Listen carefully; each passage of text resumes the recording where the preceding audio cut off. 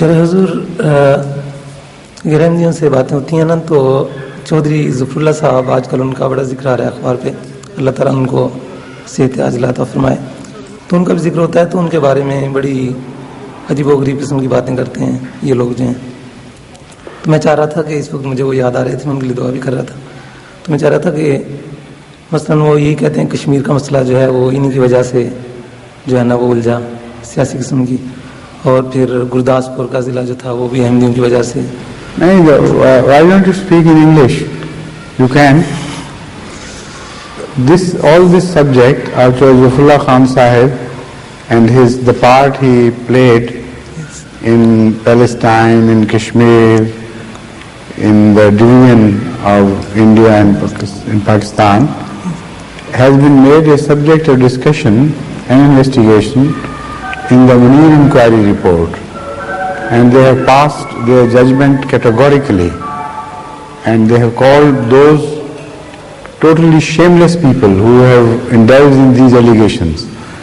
And you know, Justice Munir, yes, who held a very high and enviable position among the great judges of Pakistan. And similarly, Justice Kiani was with him in this report, and it was a joint report. He also holds a very high position in the judiciary. So this should be referred to those people. Tell them that why don't you read your own reports? But I haven't found that Munir inquiry report. I haven't got it. You haven't, but you can tell them. I'm telling you. Thank you very much. You can tell them that you can have access to. We have Munir inquiry report here, and except from those parts of the judgment can be photocopied and then published here, or taken with reference and published. Just small, that's enough. Wherever such allegations are being spread, that without any comment, just the excerpt from Munir inquiry report on in these two issues should be published as small, like a folder, and distributed to them. Thank you very much. You know, these people, this shows how crooked these people are. They know they are a pack of lies.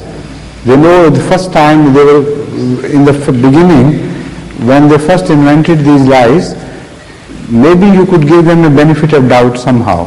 Yes. Although there was not much room for that, even at that time. But after all this inquiry was held, after the Court of Inquiry has positively condemned this attitude and exonerated Zafrullah Khan Sahib with extreme praise and very high tributes to him. After that, when they repeat it, it shows their mentality, that totally faithless people, liars, they know what they are doing and how they are deceiving the common Muslims. हुजूर वो कहने लगे कि कायद आज़म मोहम्मद अली जिन्ना रहमतुल्लाह उनको ये अंग्रेज़ों की वजह से उन्होंने उन पे दबाव था, इसलिए उन्होंने All that has been discussed. Everything is discussed. और मैंने फिर उन्हें यही कहा, मैंने कहा एक ही तो अंग्रेज़ों का दबाव उन्होंने मंजूर ही नहीं किया, but please leave it now. Thank you. Small things. Any other question, please? Yes.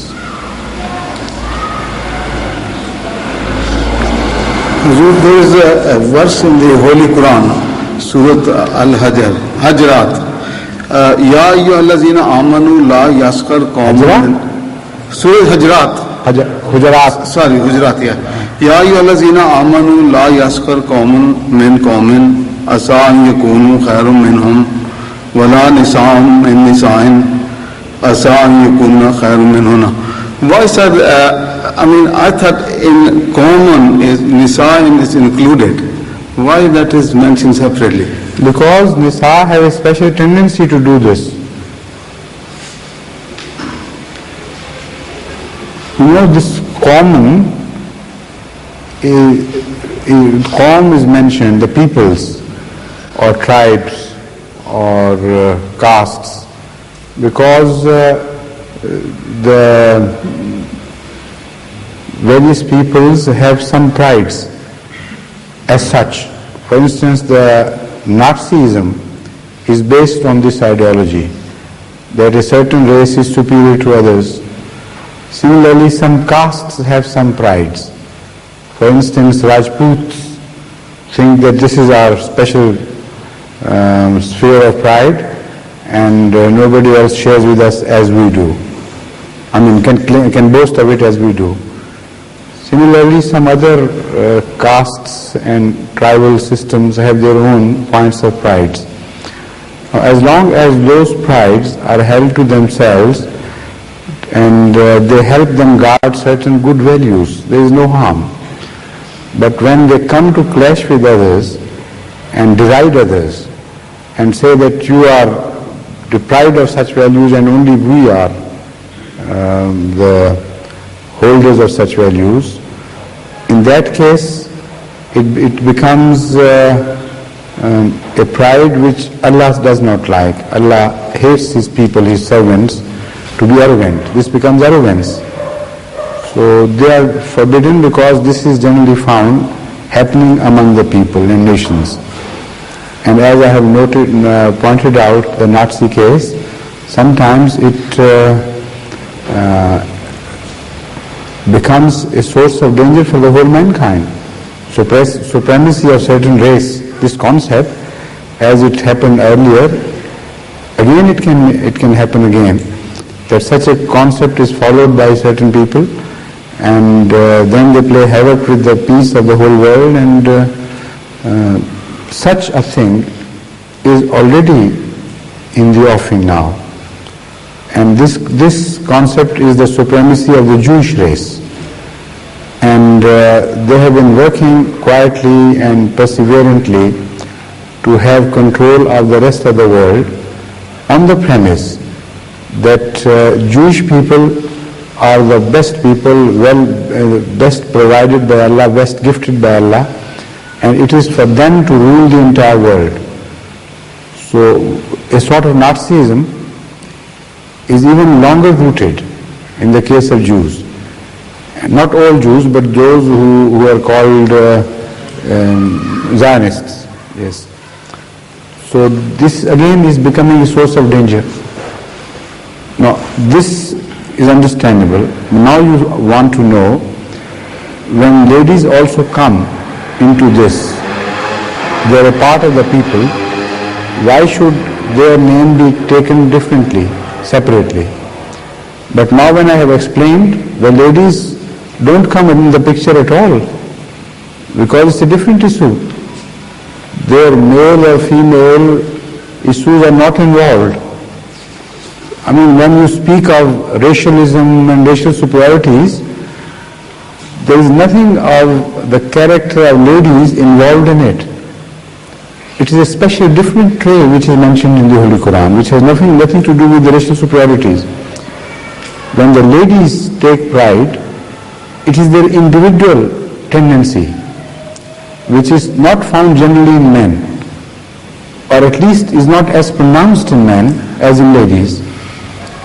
Ladies, as individuals, have a tendency to deride other ladies, to mock other ladies, and to giggle at other ladies.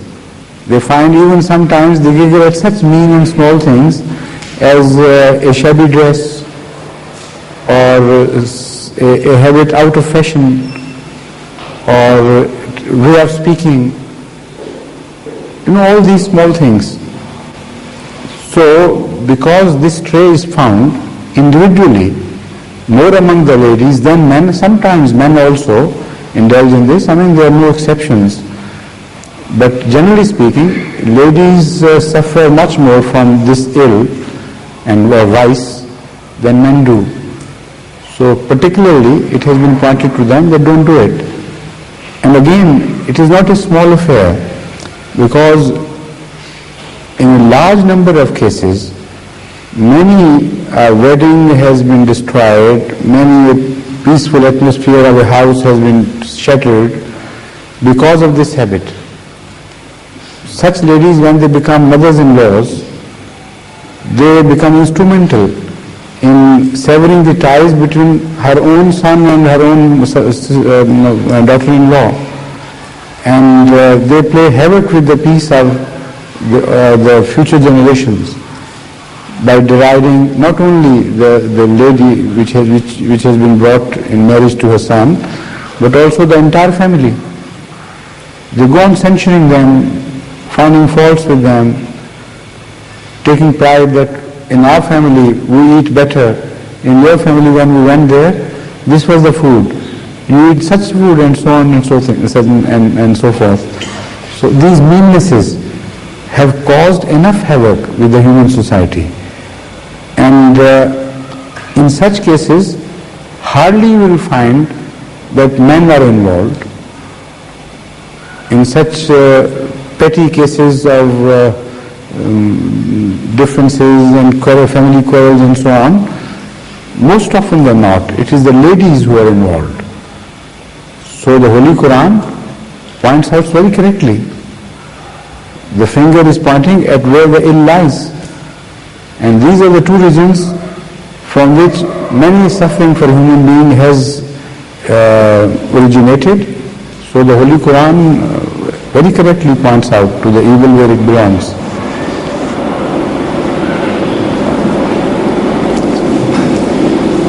I have another question on similar topic, sir. Can I ask sometimes, please?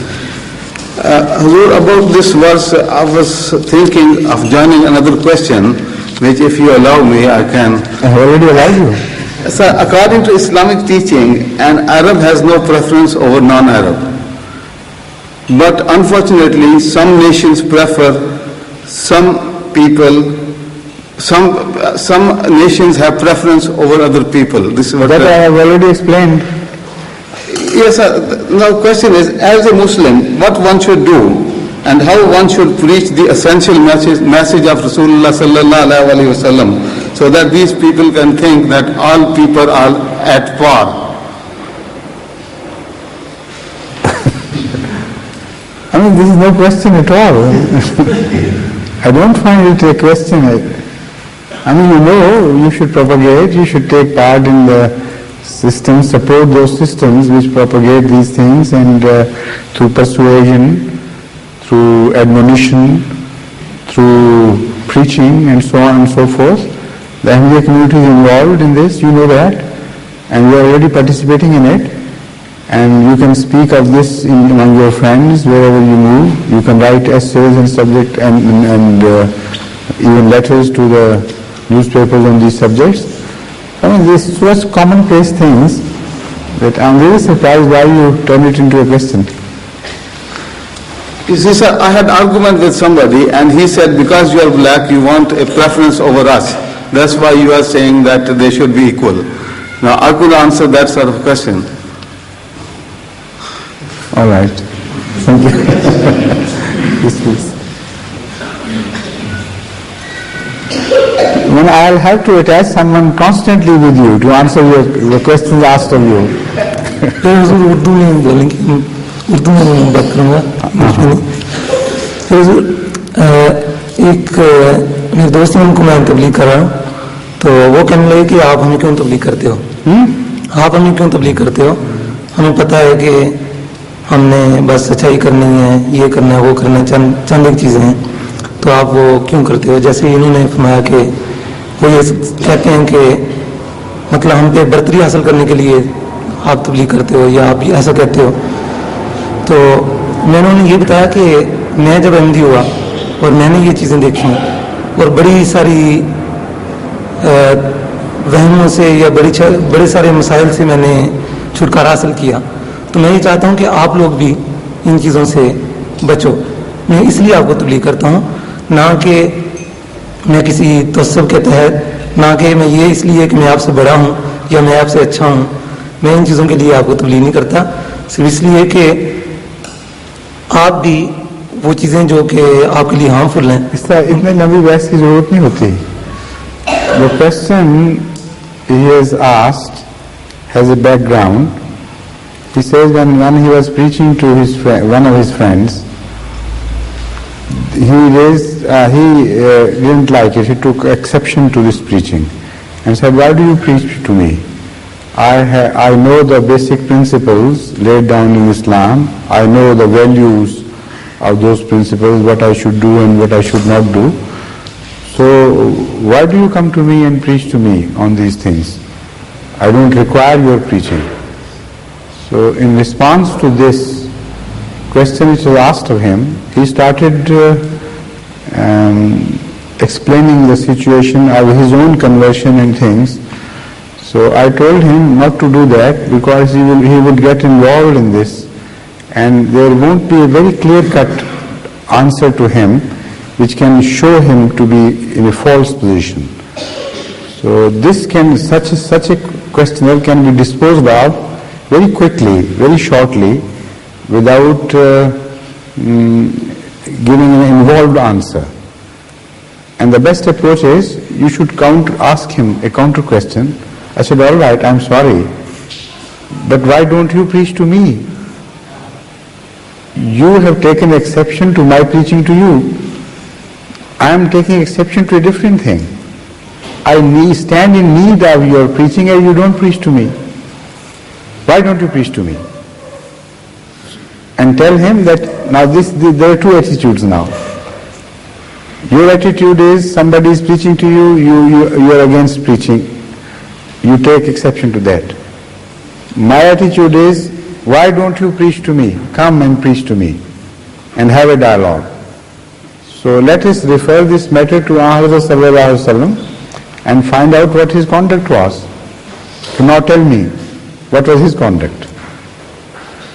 So throw the burden of proof of the right attitude upon him and he will be cornered immediately, because Hazrat Sallallahu Alaihi Wasallam's career in that regard is so clear, so obvious and evident that there is no confusion whatsoever about it.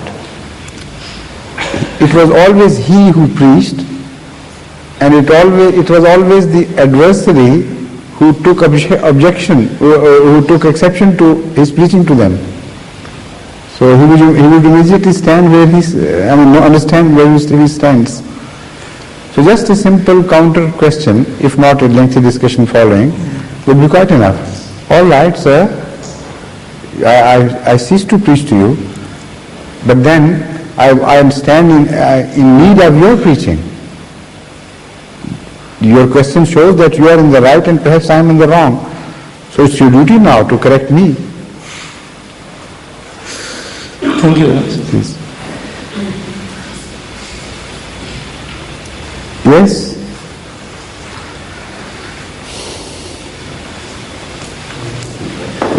Assalamualaikum.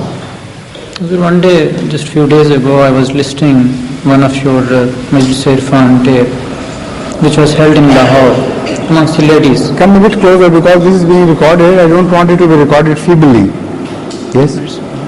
That Majlis was held for the ladies in Lahore. Yes, I know that, yes. And one of the question was about dam. Yes. I don't know how to put it in English. Correct. And Hazur, And I mentioned the dam of snake. yes, your own experience. Exactly, yes, that's that right. the snake was made Yes, available. that's right, yes. You did not get frightened. Yes. I wonder if you could speak a bit in details, please. On that subject. Pardon? Could you please kindly speak on that subject in bit details? Because that was short answer. What is there which requires further explanation? If you pinpoint that, I'll speak only on that much. Because I took some time describing all this phenomena, and I proved it from traditions that this dam, that is, reciting of certain verses of the Holy Quran by way of prayers, and breathing on water or something which you want to give a patient immediately after that, by way of blessing, and then to expect some relief of the patient from the ill that he or she is suffering. That is, in nutshell, the philosophy of Dham.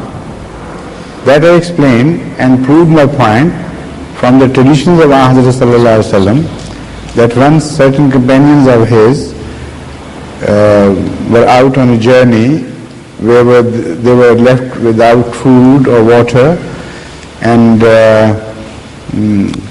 the tribes which occupied that region were hostile tribes. they attempted to get some food from there and they refused point blank. Then it so happened that their chief fell ill and suffered from very severe headache, which would not respond to their local treatments. And at that, somebody thought of these two wayfarers and thought that maybe they know some trick whereby this person could be, the chief could be cured. So they sent for them and they brought them back to their establishment, their village, or maybe temporary abode, and they knew of nothing except Surah Fatiha. And they read Surah Fatiha, recited it over a little water, and made him drink that water. So that is the incident which I quoted there. And when he drank that water, he was cured. So being very grateful to these two companions, the tribes people gave them with some, loaded with them with some gifts like goats and other edible things and so on and so forth. Now when they brought those things home, and a debate started between the two of the companions. One believed that it is haram, that is forbidden, to sell verses of the Holy Quran. And because it amounts to selling the verse of the Holy Quran, I will not partake of this food which is given to us. The other said that no, it is not at all like that. That has different meaning altogether. To sell the verses of the Holy Quran has nothing to do with this situation. We cured them with the help of Surah Fatiha, and they gave a gift to us. That is no selling.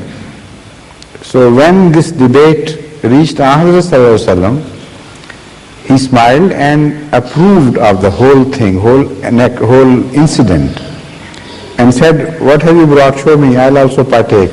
So that all the fears or suspicions that might have been entertained by some, they would be removed, because when Ahmad himself would eat something of that, every other suspicion would be dispelled. So that is the incident which establishes. And also Ahmad asked a counter question.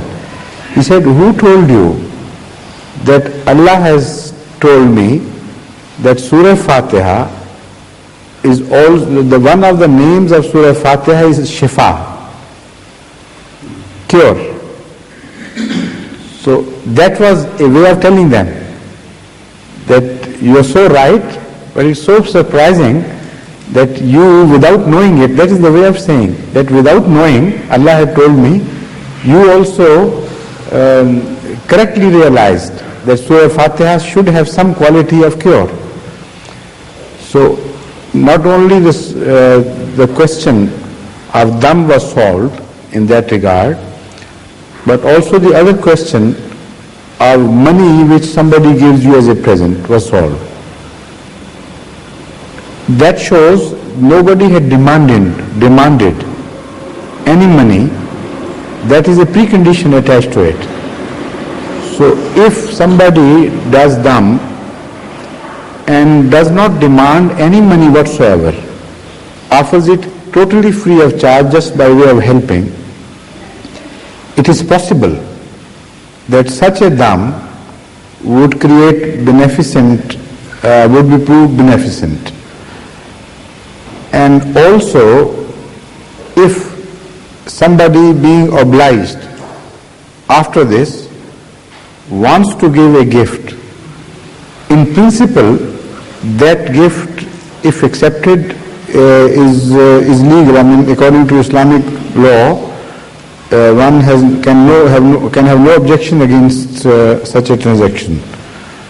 Transaction of a sort, somebody offers the benefit of Surah Fatiha or some other verses without any intention of getting any money against it, without any intention of receiving any benefit out of that, He does it only to convey a benefit to the other party. And if by their own by their own free will, having been pleased, they offer something, there is no harm. This is what has been established in this. But now dam has been turned into a regular business. So the Ahmadis should refrain from such a thing, because it has become a regular business and so much hocus pocus has been attached to it that everything has lost validity. In fact, people have gone to such extents that crimes are being committed in the name of dam. And there are certain dams mentioned by the mullahs, so-called mullahs or peers here, more than mullahs, the peers are involved, which teach you how to commit a crime with the help of some verses of the Holy Quran. When things have gone wrong to that extent and totally carried beyond the pious intentions of Hazrat ﷺ and his companions, then it is far better to abstain from such practices and be on the safe side, because otherwise you will be abetting this tendency. And also this dam has become a superstition. Now this is another point which perhaps I didn't make clear in that session, which I want to make clear now. You draw your authority of dam from that incident, but there the worldly treatments and efforts had failed, and the dam did not obviate the need of ordinary human cures known to man. When all human efforts had failed, then dam was acceded to, and because it had a sense of prayer in it, so Allah heard the prayer and cured the person. And maybe the water only plays a psychological part, or maybe there is some unknown phenomena to us whereby really some sort of blessing is transferred to the water on which you have breathed after reading some verses of the Holy Quran. But whatever the case may be, if you remain stuck to this situation, there is no harm. You have attempted to cure patients by all means available to mankind, known to mankind, or accessible to you, and then when you have failed, as an additional measure, you have access to dam. There is no harm in that. But what is being done now is not this. There are people who are quacks, spiritual quacks, who declare to the ignorant people that when they suffer from a disease, they do not have to go to a doctor, to a physician of any sort. They have got cure for everything by way of breathing certain verses of the Holy Quran upon the diseased people or the diseased cows or other animals. And they charge the fees for that. This is their own personal interest in that. The result is that many a precious life is lost because of these malpractices. And this is what should be positively discouraged. Normal practice should be to have recourse to all the human knowledge of cure which is available to you or which is accessible to you. Having exhausted your resources, and even before that, you can continue praying. Prayer is a different independent phenomena. And if on top of this you have recourse to some dam like Surah Fatiha, which has been proved authentic by this tradition, then there is no harm. But in the present circumstances, as I have mentioned, the malpractice has become so common and so prevalent in the Muslim society that it has become a great curse. In fact, religion, Islam is being distorted in the name of these damduruds.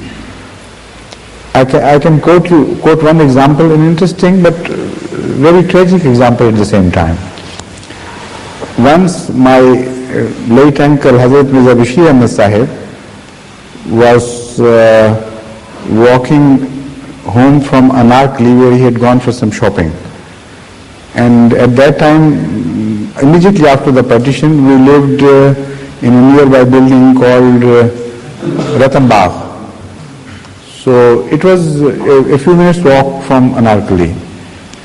So he met an old man with a long white beard who asked him for a rupee or so, because he said he was hungry and he required that much money. So he apparently was a respectable person. Bashir Ahmad Sahib immediately gave him 1 rupee, although during that time a rupee was quite some money. Later on it became just nothing. But I'm talking of the early days after the partition. Anyway, this gentleman who had begged him for money, he became very pleased. And he said, look here, gentlemen, you stand here, you have done me a good favor, so in turn I'll do you a good favor. So Hazrat Mirza Bashir Ahmad Sahib, out of curiosity, stood there and said, what is it you can do for me? He said, I will tell you a dam, a trick by reciting certain verses, whereby from now on you can travel without ticket to anything, any place, all your life. And nobody will ever catch you. So he had a good laugh. And he was also shocked. He said, Bade Miyan, what are you saying? He said, yes, I know. I traveled from Karachi to here and nobody caught me. So this is what they have done to these originally holy traditions, very pious traditions. They have been distorted and turned it into the very opposite of what they stood for. Any other question, please? Yes. Asha sir, are you going to monopolize today? Also regarding to this question, I want to ask about that taweez. Yes. I think the discussion was the same thing. Same thing. Yes. So is it allowed in Islam, except amulets other than them? But that's the same thing. Same principle is involved. Because nowadays I have seen before accepting MDR, the peas of today, they have printed matter in their files. I'm telling you, it's all hocus pocus now. And originally, there might have been some benefit which you could draw from it. For instance, if you write a verse of the Holy Quran and those people who did not know Holy Quran, they were ignorant people and they were emotionally attached to the Holy Quran, so that would add something to their attitude. If somebody is conscious now that a verse of the Holy Quran is hanging from my neck, he would be more cautious in avoiding evil. He would have special respect towards that amulet, and as a result of that, he would reform his conduct himself. So originally all these things were started by saintly people to draw such benefits. Many people accepted Islam in large numbers, in India for instance, in many places, who had absolutely no knowledge of how to read the Arabic, and the Holy Quran at that time was not translated at all. So how could they have some attachment to the Holy Quran? These were the measures adopted by some great saints. So originally they were all right, but later on these things were distorted, misused, used in fact for exactly the opposite purpose. So now they stand condemned as such. But still, in principle, you can't condemn it entirely right from the start, because originally you might find some really pious people involved with good intentions. Also, the other question is about that Qawwali, the music. I mean, that they say is. This is a different question. Please sit down. Yeah, it's different. You asked permission for one question. I'll give chance to others because we have little time left. Right? You see, this is why I was doing it. He was being very restive looking at you. Come on. But yes, this is why. Particularly when Rashid Sahib has taken his share of questions, so poor Bashir Yasa shouldn't be deprived. Assalamu alaikum. Yes, please. Would Hazur kindly explain to us the origin of 12 tribes of Israel?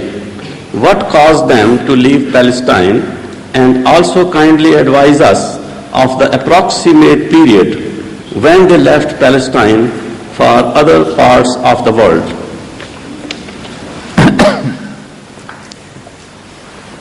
Instead of relating the whole history, I'll only attend to the essentials of this question.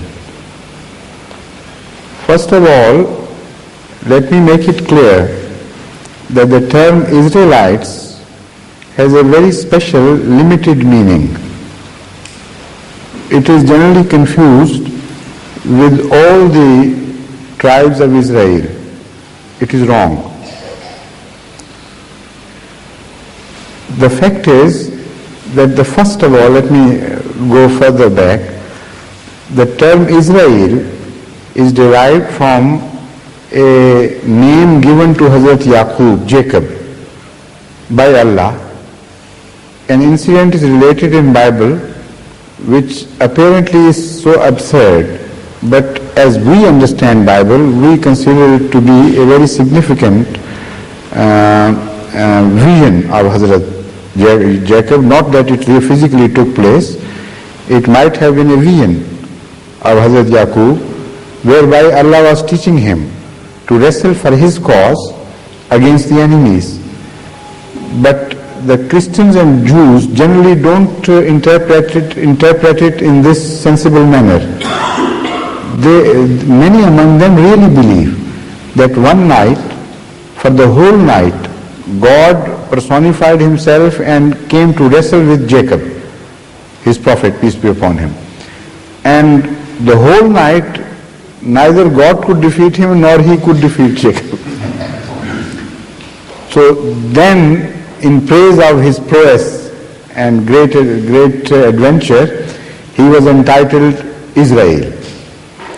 So the sons of Jacob, from then on, are supposed to be Israelites. But Israelites, as I will explain further, ultimately are known to be certain people among the Jews and some others, although they were also the sons of Jacob, were not called Israelites. But of that later. Now I refer to your question, the tribes and when they were expelled from Palestine.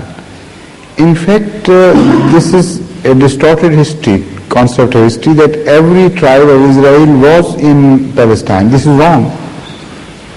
They occupied a much larger area.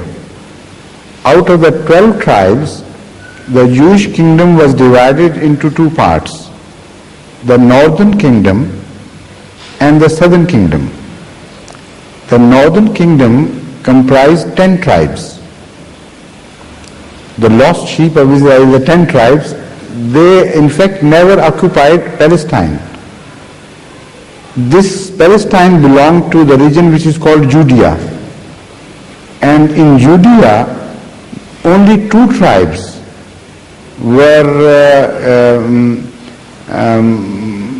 had settled, and they were the rulers of that region. So while Judea remained intact, Assyrians attacked the northern kingdom of Jews, and those 10 tribes were defeated totally and dispersed. And that happened about 721 years before Jesus Christ, peace be upon him. So that is the main scattering of the Jewish tribes to which we refer generally as the lost sheep of Israel, those who were scattered into various regions. So their history from then on cannot be traced in detail. Their history in those days was not preserved like in the present day. So I can only give you the most important landmarks. This is one landmark which is important and which should be remembered by Ahmadis, because if somebody asks a counter question to you, who are the lost tribes you don't know and nothing happened and this and that, so you can tell them. According to your own history, positively all scholars are agreed on this issue, that the 10 tribes of Israel who occupied and made the northern kingdom up beyond Judea in the northern regions, they were attacked by Assyrians and they were defeated and dispersed, and from then on they took their own direction. Some district got to the east, some to the west, and so on and so forth. And the people who lived in Judea, they were also attacked by Nebuchadnezzar once and by others as well at their various times. So part of those Jews who had occupied this region, they also got dispersed. Now the term Israelites can be loosely applied to all these, but originally the northern tribes were called Israelites, not the southern tribes. To begin with, although the term was a common heritage of all children of Jacob, but first of all, this is very interesting that just the northern people of the northern kingdom, the 10 tribes, they were called Israelites, and these were not called Israelites. But later on, after a passage of time, this term again occupied a larger sphere and they were also included among the Israelites. But still, even up to now, the sons of Joshua, हज़रत मूसा के भाई का नाम क्या था? नहीं, हज़रत मूसा के भाई Harun, Aaron, the son of Aaron के बाद खलीफा कौन थे पहले उनकी औलाद? यूशा बिन, हाँ, the offsprings of Yusha bin Nun and Bani Lavi, Levites, what are they called in English? Levites or something. They are not called Israelites. They still hold their distinct position among the Jews. And the term Israelites does not cover them. Not because they are understood to be less than the Jews, but because they are understood to be above the rest of the Jews. For instance, even today, if some Jewish rabbi is reading Torah and any direct descendant of Yusha bin Nun or other Levites, one of them comes, immediately he would cease to recite Torah in his presence and he would be given that position of, a very special position of recitation. And they are held in high esteem even today. So the term Israelite still does not include them, while they are also the sons of Jacob. So that is what is important for you to understand. The rest of the history is a long affair. You can have access to history books and read out yourself. Please. Any other question?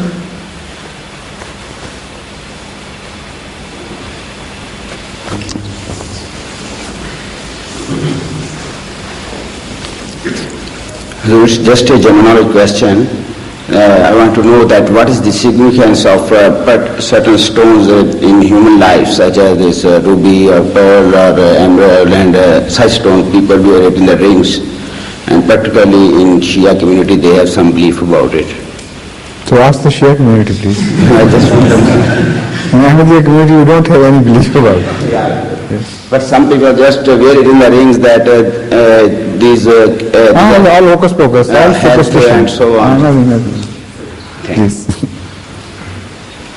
Any other question, please? You've already been given opportunity. Yes, yes. Any other question, please? And also we are left with only 1 minute or 2 minutes. So, can you ask a long question with short answer? Rashid Sahib? You know, he's a very broad person, so my finger couldn't cross to you. It was obstructed in the way. Although I was pointing at you, but would Hazur kindly explain to us the philosophy and the hikmat of Aqiqah? I think I have already spoken on this subject here in this session.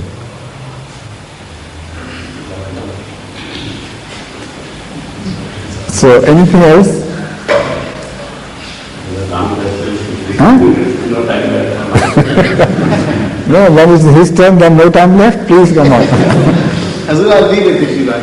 It's up to you, sir. Yes, just read the question and we'll know, because people will enjoy your asking questions. Hazur, in the Holy Quran, Allah Ta'ala has said in Surah Ankabut, خَلَقَ اللَّهُ السَّمَاوَاتِ وَالْأَرْضَ بِالْحَقِّ إِنَّ فِي ذَلِكَ لَآيَاتٌ لِلْمُؤْمِنِينَ. This bilhaq, sir, could you kindly explain why Allah Ta'ala has mentioned bilhaq? After all, Allah Ta'ala is the Almighty and All-Powerful. What that means, sir? This is what I want to know. The same thing as it says, Rabbana ma khalaqta haza batila. Haq is the opposite of batila. Why don't you have an objection against that?